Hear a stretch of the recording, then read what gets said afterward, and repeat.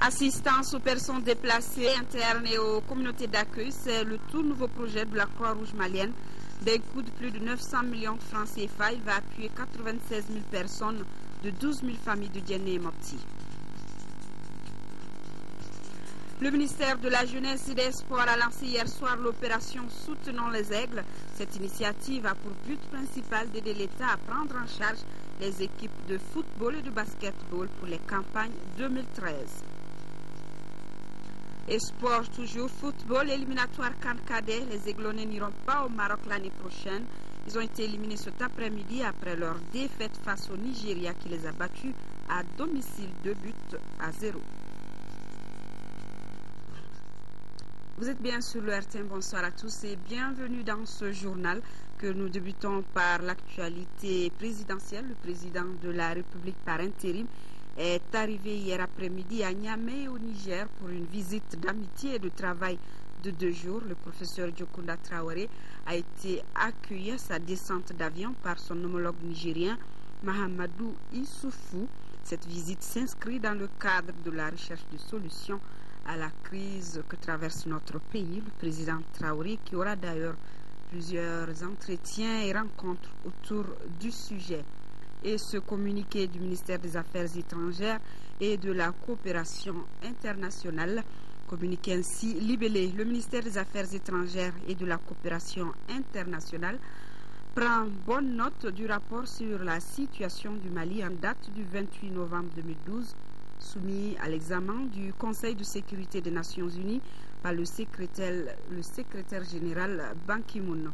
Le ministère des Affaires étrangères et de la coopération internationale accueille favorablement ce rapport qui fait le point de la situation depuis janvier 2012 et celui des actions menées par les Nations Unies et d'autres organisations régionales dans le cadre de la mise en œuvre de la 2071 du 12 octobre 2012 du Conseil de sécurité et propose également les esquisses de réponse multidimensionnelle de l'Organisation des Nations Unies à la crise malienne. Le ministère se réjouit du fait que ce rapport mette l'accent sur les 4 principaux objectifs du processus politique, à savoir un dialogue politique large et inclusif visant à formuler une feuille de route pour la transition, le dialogue avec les groupes armés maliens qui renoncent au terrorisme et à la violence, la préparation des élections et la promotion et la réconciliation nationale, toutes choses par ailleurs prônées par le gouvernement d'union nationale comme solution de sortie de la crise que traverse le Mali.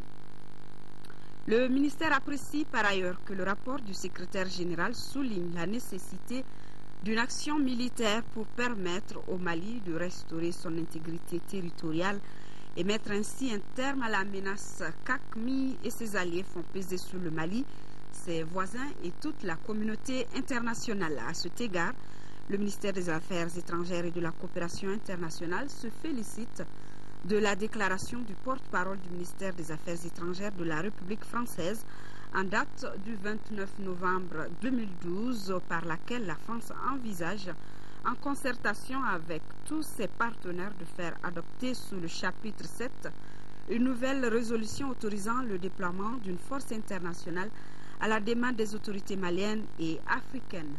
Le ministère des Affaires étrangères et de la coopération internationale voudrait réitérer l'adhésion entière du gouvernement du Mali aux dispositions contenues dans les pertinentes résolutions du Conseil de sécurité sur la situation au Mali et réaffirme sa totale disponibilité à coopérer pleinement avec l'Organisation des Nations Unies pour l'élaboration d'une prochaine résolution autorisant le déploiement de la force africaine MISMA dans le strict respect de son intégrité territoriale, de son unité et de sa souveraineté dans une république démocratique et laïque ouverte au reste du monde.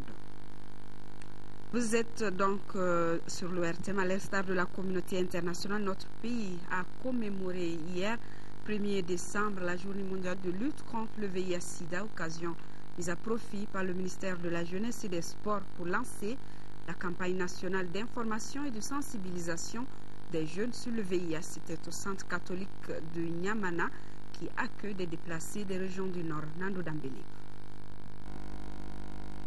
Sketch sur le mode de transmission du VIH, dépistage volontaire et gratuit à l'intention des déplacés du site de Niamana et remise symbolique d'enveloppes et de préservatifs ont été les temps forts de la cérémonie.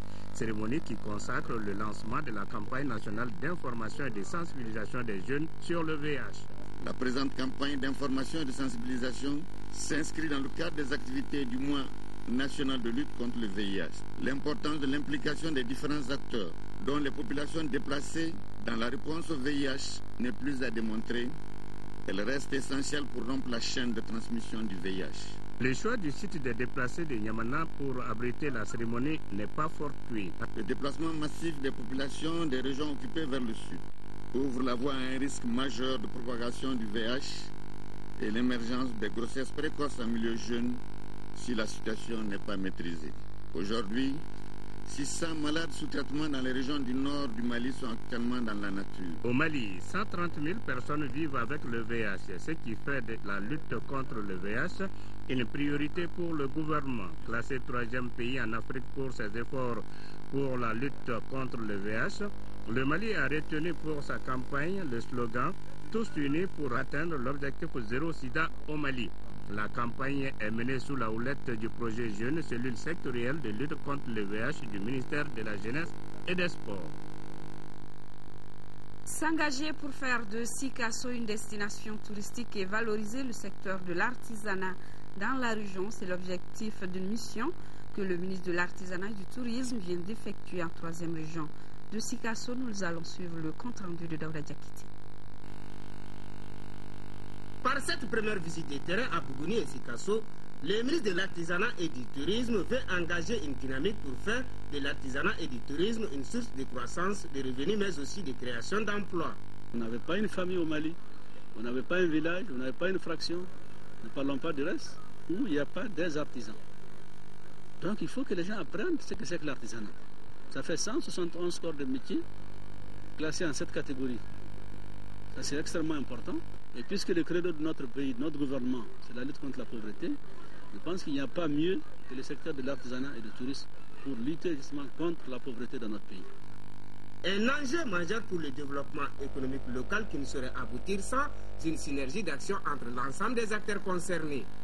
Notre tourisme au niveau national était essentiellement orienté sur les régions du Nord. Il faut dire que autant le Nord est riche, autant le sud du pays, l'ouest du pays, le centre du pays sont aussi riches, autant sinon plus que les régions du Nord. Au cours des échanges avec les autorités régionales, locales et les acteurs du secteur à Bougouni et Sikasso, le ministre a recensé les difficultés qui bloquent aujourd'hui le décollage de l'artisanat et du tourisme en 3e région, qui regorge pourtant d'importantes potentialités dans le domaine. À ces difficultés, des solutions rapides seront recherchées pour faire de Sikasso une destination touristique, a promis le ministre. 96 000 personnes de 12 000 familles de Djenné et Mopti seront les bénéficiaires du projet d'assistance aux personnes déplacées internes et aux communautés d'accueil. C'est un nouveau projet financé en grande partie par la coopération danoise et qui sera exécuté par la Croix-Rouge malienne d'un coût de plus de 900 millions de francs CFA. Il a été lancé en 5e région de Mopti. Le reportage d'Aminata Touré. Le présent projet, qui s'inscrit conformément à l'esprit de la charte de l'action humanitaire, vise à renforcer la résilience de 12 000 familles, soit environ 96 000 personnes potentiellement affectées parmi les déplacés internes et les familles qui les ont accueillis dans les cercles de Djenné et Mopti. Pour un coût total de 700 millions de francs CFA financé par la coopération danoise, le projet sera exécuté par le Comité national de la Croix-Rouge malienne en partenariat avec la Croix-Rouge suisse et la Croix-Rouge danoise. Le présent projet entend réaliser les activités suivantes: la distribution gratuite de vivres et de non-vivres, de semences et d'outils de culture maraîchère et distribution de cash. Nous souhaiterons que par notre action humanitaire, alléger les difficultés des personnes déplacées afin qu'elles puissent avoir des conditions de vie acceptables. Au regard de l'afflux incessant des déplacés avec son corollaire d'augmentation des besoins, les autorités régionales n'ont pas manqué d'inviter les autres acteurs à emboîter le pas à la Croix-Rouge malienne. Nous pouvons saluer tout ce qui a été fait et tout ce qui sera fait pour ces populations jusqu'à la fin que nous souhaitons très proche de leur désastre. La remise symbolique des kits de famille composés entre autres d'ustensiles de cuisine, de moustiquaires imprégnés et kits scolaires a sanctionné la cérémonie. 7 centres communautaires du cercle de Dioula viennent d'être récompensés grâce à la qualité de leur service rendu. Cette action s'inscrit dans le cadre du projet financement basé sur la performance de Koulikoro, le compte rendu de Fousséni Tunkara. Ce nouveau système dénommé financement basé sur la performance FBR, dont Dioula a été la première localité concernée, consiste à doter les centres de santé communautaires de ressources additionnelles. Cela en fonction de la qualité du service rendu à la population. En clair, ce nouveau projet de 18 mois pour un montant total de 600 millions de francs CFA est mis en œuvre par les KIT et la SNV, mandatés par le ministère de la Santé. Il faut avouer que c'est un projet qui est pilote, ça veut dire qu'on est en train de l'expérimenter et si ça aboutit à de très bonnes conclusions, c'est possible que ça soit extrapolé à une échelle un peu plus large. Pour cette première expérience, 7 CSCOM du secteur de Dioula ont été respectivement récompensés. À titre d'exemple, le CSCOM de Sénou est classé premier et a reçu 1 523 000 francs CFA. Une somme ainsi partagée. 60% de cet argent va au renforcement de la qualité des services, c'est-à-dire que les ACO devront utiliser cet argent pour payer du matériel, pour former les agents de santé. Les 40 autres pourcents sont donnés aux personnels qui se répartissent en fonction du rendement de tout un chacun. Cette rencontre de Dioula, qui a regroupé une cinquantaine de participants, a pris fin par la tenue de la toute première réunion du comité de pilotage du dispositif FBR. Une réunion qui a permis aux initiateurs du projet de passer en revue les différentes actions entreprises depuis l'effectivité du démarrage jusqu'à l'étape de la récompense. Donner plus de responsabilité à la jeunesse africaine pour qu'elle puisse apporter sa contribution à la résolution des crises dans la sous-région, c'est le but d'un forum de 2 jours qui regroupe une trentaine de jeunes leaders d'Afrique de l'Ouest. Au cours de ce forum, les jeunes leaders aborderont plusieurs sujets relatifs à la paix, la sécurité et la gouvernance dans le continent. Le compte rendu d'Abdrahman Mega. 2 jours pour parler de sécurité, de paix et de bonne gouvernance dans les États de la CEDEAO francophone. Voilà l'exercice auquel une trentaine de jeunes leaders de la communauté des États de l'Afrique de l'Ouest vont s'atteler au cours de ce forum. Cette réunion consacre le lancement officiel de la première plateforme électronique intellectuelle d'échange dénommée Tchatchou.com. Ce site aura pour mission de servir d'outil de rassemblement, d'échange pour la jeunesse africaine. Il a également comme objectif la résolution des problèmes dans nos États à travers l'espace de sondage, des clubs de réflexion, des bibliothèques virtuelles pour ne citer que ceux-là. Pour que des choses se passent dans notre continent, il faut qu'on rêve, que les gens pensent même qu'on est fou. Quand on vient, on explique des choses qui sont hors de la dimension, qui sont hors de la boîte conventionnelle. C'est avec ça qu'on va avoir de l'innovation. C'est avec ça qu'on va pouvoir faire des choses. J'aimerais dire au début, ils vont peut-être nous ignorer. Après ça, on va gagner. Avec la création de ce site, Future Answers offre aux jeunes leaders africains un espace de dialogue et de concertation autour des préoccupations du continent. C'est pourquoi ce rendez-vous de Bamako doit permettre à la jeunesse d'aborder des sujets d'importance capitale pour le devenir du continent. Je suis convaincu, notre effort collectif est nécessaire. Avec Future Answers aujourd'hui, vraiment, j'espère que cet atelier, nos séances de travail avec nos experts et tout ça, vont nous aider à sortir des projets concrets et nous allons tester nos institutions pour voir s'ils ont vraiment la volonté de nous financer et de nous pousser. À l'issue de cette rencontre, en plus d'une déclaration qui sera remise aux autorités politiques administratives du Mali, les jeunes leaders de la CEDEAO suivront une session de formation sur le site et formuleront des recommandations et des résolutions qui serviront de feuille de route pour la sortie de crise dans nos États. Actualité malienne toujours, l'ambassadeur du Mali au Sénégal, Moulay Ali Khalil Askofare, a reçu vendredi dernier à Dakar la déclaration des femmes d'Afrique de l'Ouest en soutien aux femmes maliennes victimes d'exactions au nord du Mali. C'était à l'issue d'une marche de solidarité sous l'égide des Nations Unies. La marche a dénoncé les violences faites aux femmes maliennes et aux filles du nord du pays. Elle a réuni plusieurs organisations de la société civile, était organisée par le groupe Femmes, Paix et Sécurité en Afrique de l'Ouest. Dans leur déclaration, les organisatrices de la marche ont demandé d'impliquer les femmes maliennes dans la résolution de la crise au Mali. L'ambassadeur a remercié les femmes de la CEDEAO au nom des autorités et du peuple malien pour ce élan de solidarité et de compassion. Ici à Bamako, les femmes musulmanes du Mali entendent participer pleinement aux concertations nationales des 11, 12 et 13 décembre prochains. Elles étaient réunies hier à la grande mosquée de Bamako pour échanger sur leur rôle à jouer au cours de ces assises. Soukona Kamisoko.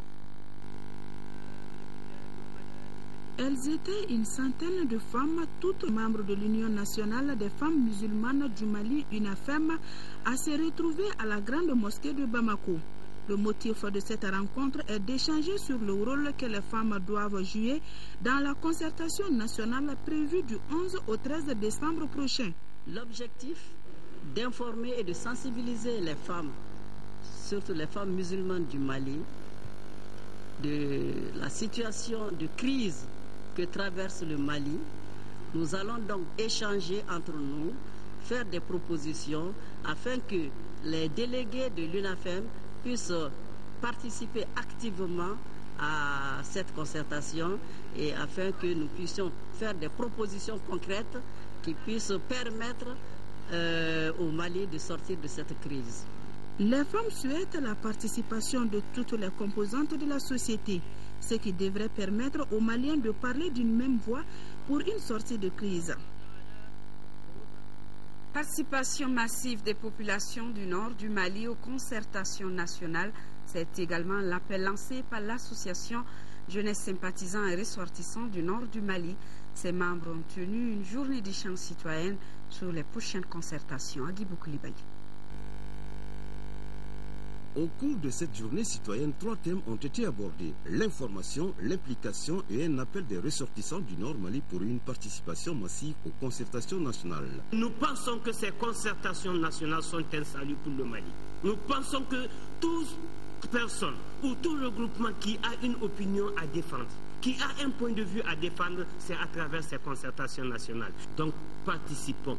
Participer à ces concertations nationales, c'est poser sa pierre pour un Mali gagnant, pour un nouveau Mali. Les participants ont soulevé des inquiétudes par rapport à la tenue des concertations nationales. Pour certains, il faut d'abord libérer le nord de notre pays avant toute concertation. Pour d'autres, il faut y aller. L'idée des concertations nationales, ce n'est ni une idée à vous ni à moi, mais c'est une idée nationale qui s'est imposée.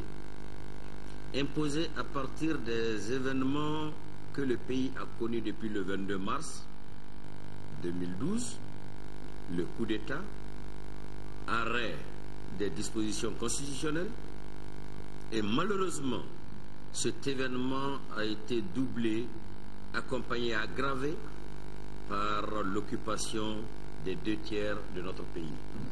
Aujourd'hui, il revient maintenant aux ressortissants du Nord Mali à travers les concertations des déplacés, les comités de crise, les associations de jeunes et les associations d'élus locaux du Nord de se mobiliser pour participer et soutenir les concertations nationales des 11, 12 et 13 décembre prochains. De notre côté, on se préoccupe déjà de quelle gestion des régions du nord du Mali après leur libération. La question préoccupe donc déjà, je vous le disais, le cercle de réflexion et d'échange Mali d'Inkoura qui a tenu une rencontre pour en parler. Il s'agit pour cette organisation de la société civile de tracer les pas de nouvelles politiques de développement dans le septentrion malien.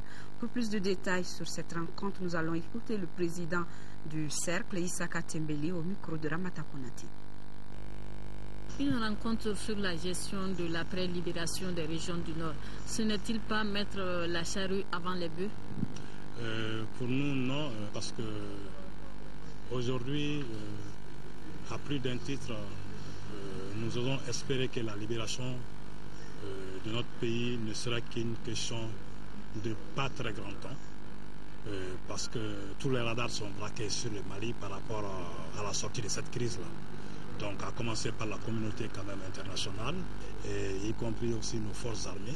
Et même maintenant, récemment, si vous voyez le changement quand même des mentalités des assaillants, sinon je dirais des occupants du Nord qui sont des frères égarés, en plus des narcotrafiquants et j'en passe. Ils veulent maintenant passer aux négociations. Donc alors que en son temps, les négociations n'étaient même pas de mise. Donc nous avons quand même fait beaucoup de recommandations. Il s'agit en premier lieu de faire un diagnostic sans complaisance des différents aspects des problèmes que le Nord vit. Ça c'est d'un. De deux, il faudra adopter une meilleure communication gouvernementale. Trois, faire en sorte que les populations s'approprient les rênes des secteurs de développement.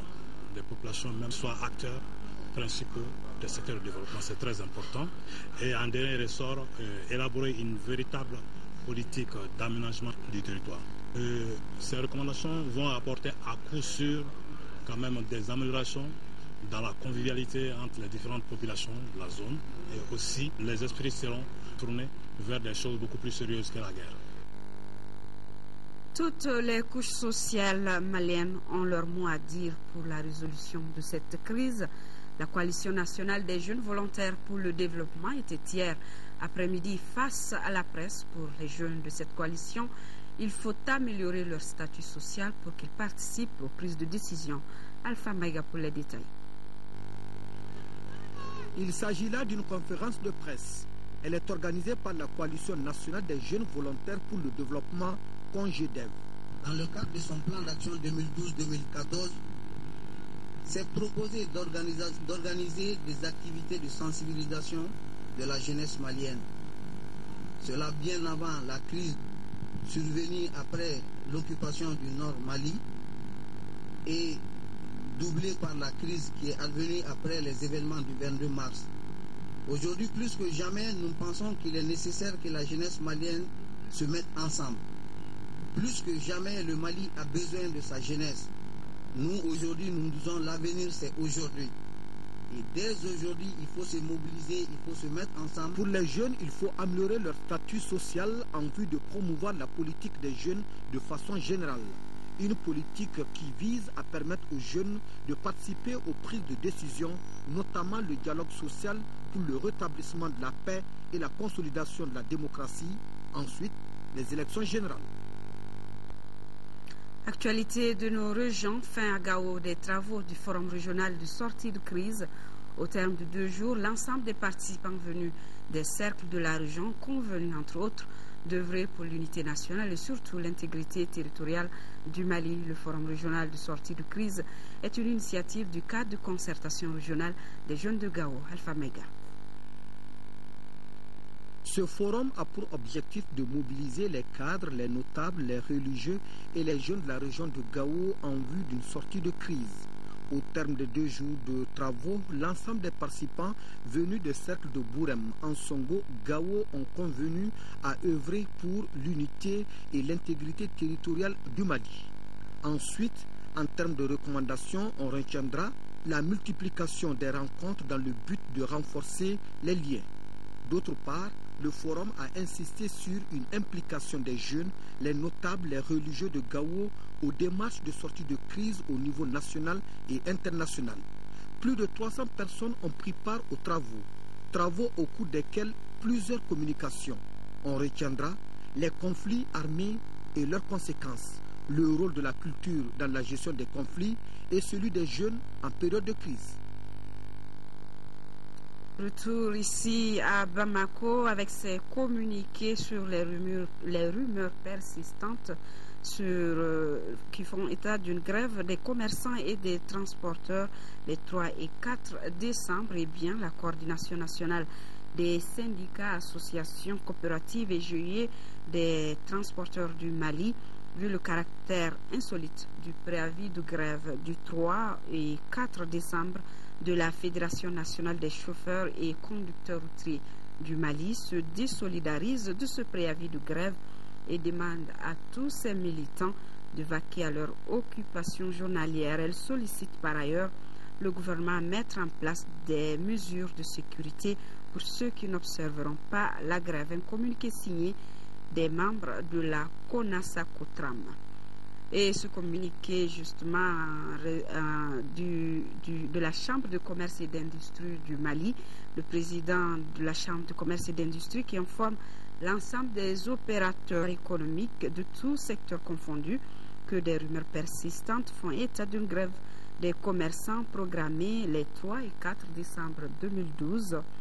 La Chambre de commerce et d'industrie du Mali demande à tous les opérateurs économiques de toute corporation et organisation professionnelle de notre pays de vaquer normalement à leurs affaires afin d'assurer l'approvisionnement correct de l'ensemble des marchés du pays en denrées et autres produits ou services comme d'habitude.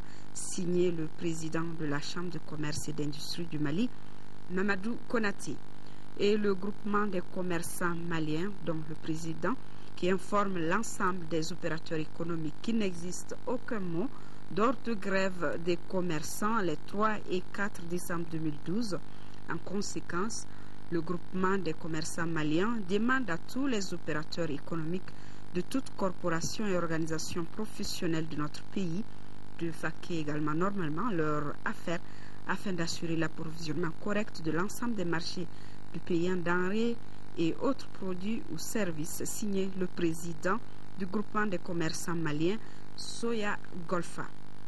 Le syndicat national des commerçants détaillants du Mali, SINACODEM, a pris avec stupéfaction le dépôt d'un préavis de grève au nom des commerçants détaillants du Mali. Le SINACODEM demande à tous les commerçants détaillants du Mali d'ouvrir les magasins et boutiques et vaquer convenablement à leurs activités d'approvisionnement de la population, surtout en ces jours des 3 et 4 décembre 2012, de barrer la route aux manœuvres dilatoires concoctées par certains pour nous dévier de nos objectifs essentiels. Signé Chok Marsako, le président du SINACODEM. Les brèves nationales, c'est l'association Sigida Sania de Djikoroni Para qui a remis hier du matériel d'assainissement à la population. Les Maliens résidant à Jeddah, en Arabie Saoudite, se sont manifestés en faveur de leurs compatriotes déplacés. Ils ont offert 2 millions de francs CFA au Conseil islamique pour les déplacés des régions du nord du Mali. Les brèves nous amènent aussi à l'école supérieure de technologie et de management, ce qui a soufflé sa deuxième bougie. Des brèves qui vous sont commentées ici par Timogo Konaté. Des brouettes, des poubelles, des pelles, des pioches, des pulvérisateurs. Voilà, entre autres matériels d'assainissement offerts cette semaine à la population du secteur d'Undeme 1 de Djikoroni Para. D'un coût de plus de 6 millions de francs CFA, le don est une initiative de l'association Sigida Sania de Djikoroni Para. Il s'inscrit dans le cadre d'un projet d'hygiène et d'assainissement élaboré par les membres de l'association. Les Maliens résidant à Jeddah en Arabie Saoudite sont réunis autour d'une association dénommée Association Entraide. Cette association a remis cette semaine une somme de 2 millions de francs CFA au Haut Conseil islamique du Mali pour les déplacés du Nord. Un geste plein de signification car il devra contribuer à atténuer les souffrances des bénéficiaires. Célébration cette semaine du 10e anniversaire de l'École supérieure de technologie et de management. À cette occasion, les responsables de l'établissement ont organisé une conférence sur le système LND, licence master doctorat, qui existe déjà à cette école. Ce 10e anniversaire a été aussi marqué par une journée porte ouverte. Le président du Haut Conseil des collectivités convie l'ensemble des conseillers nationaux, la presse publique et privée ainsi que le public à prendre part à la séance plénière de sa session en cours qui se tiendra le lundi 3 décembre à 9h dans la salle de délibération de l'institution ex-primature. L'Ordre des urbanistes du Mali tient depuis ce matin à l'hôtel Bouna son assemblée ordinaire. La présentation des activités du bureau sortant et la mise en place des nouveaux bureaux sont les points inscrits à l'ordre du jour. Agibou Kulbali pour les détails. Cette assemblée générale ordinaire de l'Ordre des urbanistes du Mali s'est focalisée sur les activités qui ont engagé des frais sur la période du 27 novembre 2010 au 10 avril 2012. Elle a aussi fait la situation des rentrées de fonds et des dépenses effectuées pour la prise en charge des événements pour le renouvellement du bureau. C'est une profession qui n'est pas très bien connue au Mali. Il fallait déjà informer les citoyens sur le rôle de l'urbanisme dans une ville et faire la promotion des urbanismes même, parce que nous sommes engagés dans cette voie-là. Les activités menées par l'Ordre des urbanistes ont porté sur la connaissance de l'ordre auprès des représentants des collectivités et certains partenaires, aussi bien dans le district de Bamako qu'à l'intérieur du pays, notamment les gouverneurs, les préfets, sous-préfets, les maires de communes de Caille, Tombouctou et les directions régionales de l'urbanisme. La première tâche, c'est d'abord promouvoir la promotion. Deuxième axe sur lequel nous voulons évoluer, c'est une synergie des acteurs. Le ministère du Logement, de l'Urbanisme et des Affaires foncières accorde un intérêt particulier à ce que vous faites. Nous vous assurons de notre totale disponibilité à œuvrer pour la réussite de nos objectifs communs. Il faut rappeler que le nouveau bureau de l'ordre des urbanistes du Mali, dirigé par Diarra Sissoko, compte 7 membres.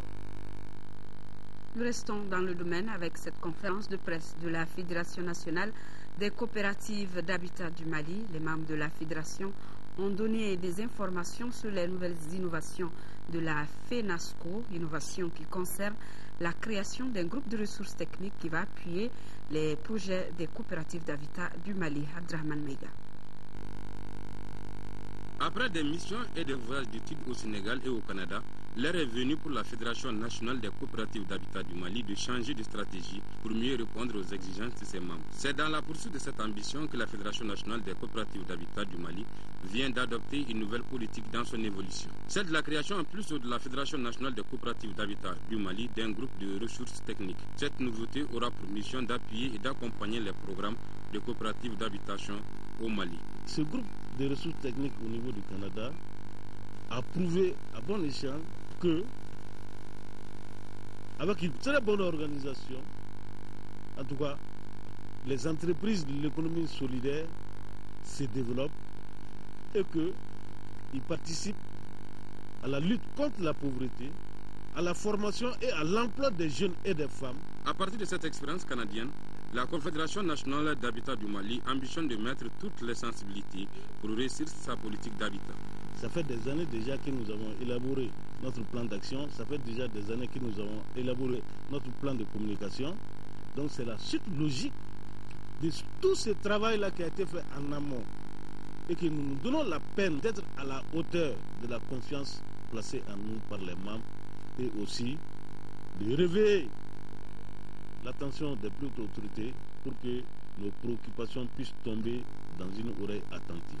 Avec la mise en place d'une telle vision, la Fédération nationale de coopératives d'habitat du Mali concrétise une de ses préoccupations, à savoir être un véritable creuset du rassemblement, de solidarité et de cohésion pour booster une mobilisation de tout un chacun, ce qui permettra aux coopérateurs maliens d'avoir des logements à moindre coût. Journée porte ouverte hier à la clinique Faraco, une occasion pour les responsables d'échanger avec les spécialistes du secteur de la santé sur les mesures à prendre pour améliorer les services sanitaires dans notre pays. Adama Koulibaly. La clinique Faraco signe ses 25 ans.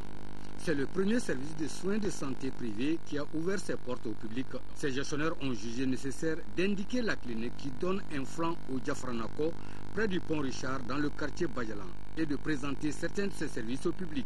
Aussi, pour marquer ses 25 ans d'existence, les responsables de la clinique avaient invité quelques personnalités, anciens ministres, anciens grands administrateurs et des représentants de leurs partenaires économiques et administratifs avec lesquels ils ont échangé et partagé certaines préoccupations de la bonne marche de leur service.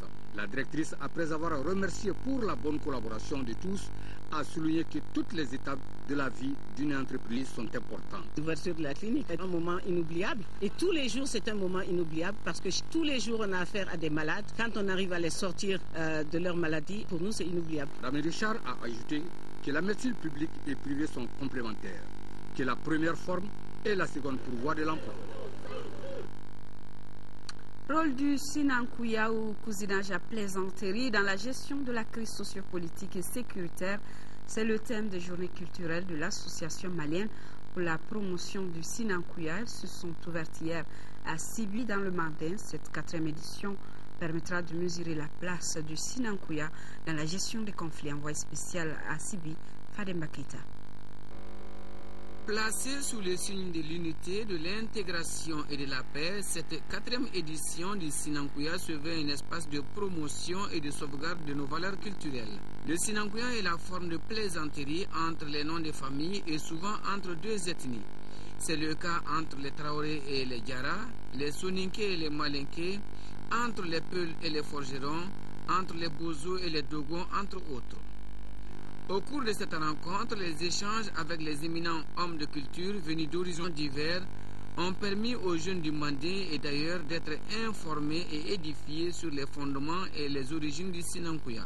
La journée culturelle du Sinankuya est un cadre d'échange à travers des conférences, débats, des causeries, afin de renforcer les liens de parenté ou de cousinage entre les différentes communautés, consolider le brassage et l'intégration intercommunautaire, régler des conflits, quelle qu'en soit leur dimension, et trouver des moyens de prévention aux conflits. Comment ne pas rendre hommage à nos ancêtres qui ont imaginé et créé des règles de conduite sociale pour restaurer l'entente, la paix, la cordialité, voire tout ce qui est de l'ordre du bon sens. Pour le département en charge de la culture, la thématique rôle du Sinankuya dans la gestion de la crise sociopolitique et sécuritaire au Mali rime avec la situation actuelle de Sibi. Les autorités et les notabilités de la commune rurale de Sibi mesurent la dimension politique, économique et sociale de cette rencontre. C'est pourquoi, dans le registre des doléances, les initiateurs ont proposé au département de tutelle l'institution d'une journée nationale sur le Sinankuya. Aider l'État à prendre en charge les frais des aigles pour les campagnes 2013, c'est le but principal de l'opération Soutenons les aigles, initiée par le ministère de la Jeunesse et des Sports. Elle a été lancée hier soir. Les sommes collectées vont aider les différentes catégories de nos équipes nationales de football et de basketball qui seront sur la scène africaine et mondiale. Le reportage de la soirée avec Abdelkarim Kaba. Le sport en général, le foot et le basketball en particulier, est un facteur de rapprochement et de cohésion. C'est fort de ce constat que l'opération Grande Collecte des fonds a été organisée. Malgré la crise que connaît le pays, les différentes disciplines œuvrent nuit et jour pour rehausser le nom du Mali en Afrique et dans le monde. Cette collecte de fonds s'adresse à tous les Maliens qui veulent aider les aigles pour la victoire lors des compétitions de 2013. D'abord, les deux premières fédérations qui seront à l'honneur, c'est-à-dire le football et le basketball, n'ont pas manqué de mots pour saluer cette opération combien importante. Je suis très content de cette cérémonie parce que actuellement le football coûte très cher et collecter des fonds pour les aigles est une bonne chose pour le peuple malien. Donc la Fédération malienne de football, nous encourageons cette opération et nous croyons que cette opération va permettre à l'équipe du Mali d'aller très haut.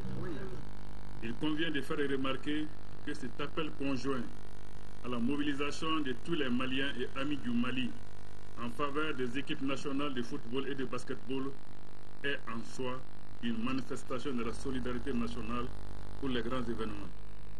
Cette solidarité qui a toujours été au rendez-vous de l'histoire revêt cette année un caractère tout particulier au regard de la situation conjoncturelle difficile que vit la nation malienne. Pour la gestion de fonds récoltés, le ministre de la Jeunesse et des Sports rassure. Les fonds mobilisés seront gérés dans la plus grande transparence. Il y va de notre crédibilité et de votre engagement pour le futur. Pour bâtir l'édifice, la contribution de tous est vivement attendue. Cela commence par un soutien inconditionnel aux initiatives que nous allons entreprendre dans ce sens, à commencer par la présente opération. Les stratégies adoptées pour l'opération sont les téléphones mobiles à travers Orange Bonnet et les dons. Sport football éliminatoire CAN cadet dernier tour cet après-midi. Les Aiglonnais du Mali ont été battus 2-0 par le Nigeria à l'aller. Les cadets nigérians s'étaient imposés par le même score. Le compte rendu de la rencontre avec Aldio Matina. Après la qualification des Aigles et des Aiglons aux prochaines phases finales, il restait maintenant aux Aiglonnais d'emboîter leur part. Battus 2-0 à l'aller par leur adversaire du jour, les cadets maliens sont tombés de nouveau, cette fois-ci à domicile. Si avant le match, les nôtres avaient promis un sursaut d'orgueil pour s'effrayer le chemin du Maroc 2013, ce fut en revanche une toute autre prestation, en dessous des attentes. Tout au long de la partie, l'équipe malienne est apparue incohérente, mal organisée et fébrile pour contrarier la formation nigériane. Se sentant comme dans leur jardin, les cadets nigérians se procurent bon nombre d'occasions. Isaac Succès, le bourreau des Aiglonnais après plusieurs ratés, marque finalement l'unique but de la première mi-temps. On était à la 21e minute. En deuxième période, les Nigérians dominent copieusement la rencontre et inscrivent un deuxième but par Bernard Bolbois. La réaction timide des Aiglonnais ne changera rien au score. Comme à l'aller, le Nigeria s'impose 2-0. Ce soir, que le Nigeria était à tout point de vue supérieur à cette équipe malienne. Bon, je ne l'explique pas parce que le football des jeunes, vous avez vu comment les buts là sont venus, des buts faciles, et on aurait pu prendre même plus de 2-0, personne n'aurait crié au scandale. Alors j'imagine que vous êtes déçu. Je suis très déçu, mais bon, je pense aussi que peut-être l'équipe ce soir a produit ce qu'elle pouvait produire. Bon, c'est la grande déception, mais quand même c'est le football. La CAN des cadets, prévue au mois d'avril 2013 au Maroc, se disputera ainsi sans le Mali. Voilà, c'est tout pour cette édition. Merci de l'avoir suivi. Je vous retrouve, s'il plaît à Dieu, demain pour les éditions de la journée des Sissoko, pour celle de la soirée. Merci de rester de cœur et d'action avec nos parents des régions occupées. Bonsoir à tous.